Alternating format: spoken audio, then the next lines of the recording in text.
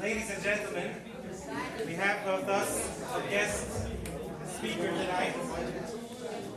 He's usually a musician, but tonight he wants to stay with us, share with us a few words about Chanukah. Please welcome Shimon Tevl. Chanukah. That's the only bit of Russian I know. Besides for Zavai Denki. You know, every rabbi's sermon begins with something from the Parsha, right? Besides for the joke, which I hope I just qualified, we start with something from the Parsha. I'm going to talk about last week's Parsha, even though you might say it's old news, but the Torah never gets old. The Torah is always eternally relevant at all times and all places. There's always a message. Everybody knows today, on your smartphone, the most used app is what? WhatsApp. Right? How many people here use WhatsApp? WhatsApp is a play on the words, what's up? Right? Well, where in the Torah do you find that someone said, what's up? And it wasn't just that someone said, what's up, but it actually changed the course of the entire Jewish nation. In last week's Parsha, Josef HaTzadik, Yosel, was sitting in jail as a young teenager, 18-year-old boy, in prison because Pharaoh's wife tried to seduce him and threw him into prison and made a story about him. Joseph is sitting in prison, and there's two other prisoners in there who are the king's former servants. And one day, Joseph wakes up in the morning and he sees these two prisoners look very down. They look very downcast. They're not happy.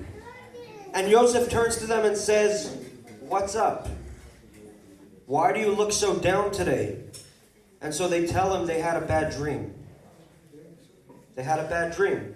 But in the Torah, the dreams are not meaningless like today. Today, if you have a bad dream, don't worry. It's nothing. Don't be scared of bad dreams. In fact, the Rebbe himself, people used to write to the Rebbe about different dreams they had, and, asking, what should I do about this? I saw that scary thing and that. The Rebbe said, these days you don't have to worry about dreams. Dreams are mostly meaningless. Don't take it too excited and don't take it too scary. But in any event, Joseph asked them, what's wrong? And they said they had a bad dream. Could you explain to us what our dream means? And so Joseph, with God's assistance, he explains to the two prisoners, each one what their dream meant. One of the prisoners, his dream meant that he's going to return to his post. By the only birthday party that it talks about in the Torah is Pari, the king of Egypt. The king of Egypt, it says, when it was his birthday, he resumed this servant to his post to be the baker of the king. So when Joseph asked that, he said, but remember me, when you go out of prison and you go back to your post, mention me to Pare, tell him I should go out as well. He should free me from this miserable place. And the problem was that he trusted them and not God, temporarily. And that's why he had to stay for another 2 years in prison, because he put his faith in these people instead of putting his faith in Hashem, in HaKadosh Baruch Hu. But in any event, the fact that he asked them, what's up? How are you? Why do you look so down today? That's what it says in the Torah. He asked them, it doesn't say what's up. It says in Hebrew, Lama pneichem zoafos hayom. Why do you look so miserable today? And they told him, as a result of that, Joseph eventually left prison. And as a result of him leaving prison, Pari appointed him to be the second in command of the entire Egypt. And so he provided food for his brothers and his father Jacob, Yaakov Avinu. That's where we know the song, Od Avinu Chai. It comes from that parsha, where Joseph asked his brothers, is my father still alive? Haim Od Avinu Chai. And they told him, yes, Od Avinu Chai, our father's still alive. And Joseph We could sing it.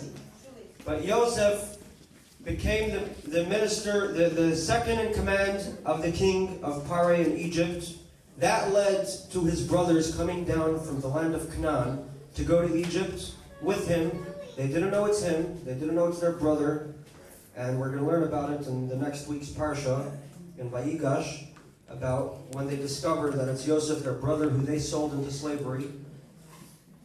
And the main point, the main message here is, when you ask someone, you turn to a friend, or even someone that's not your friend, and you ask them, how are you? How are things going?